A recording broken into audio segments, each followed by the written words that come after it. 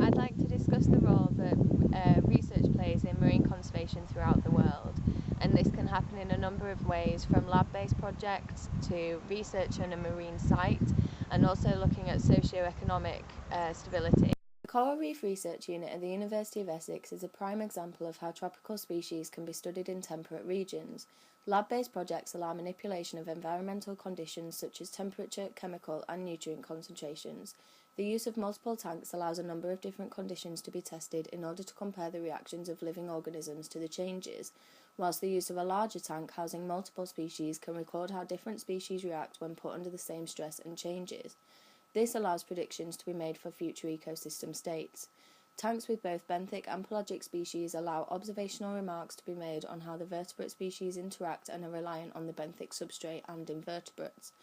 When focusing on tropical marine conservation, research at a marine site is important in order to see how the environment is changing in real life and can be compared to lab results.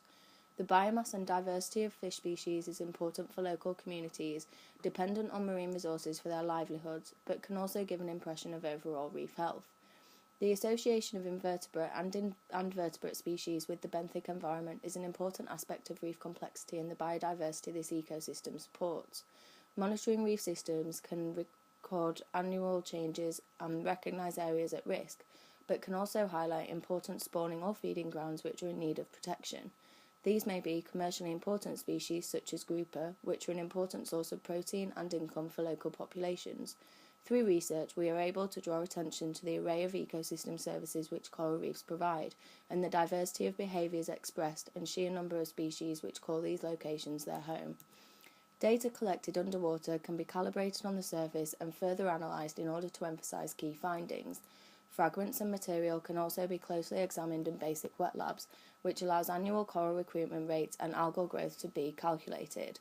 All research should aim to educate and in some cases guide local governments into making decisions about areas to conserve and fishing regulations to enforce.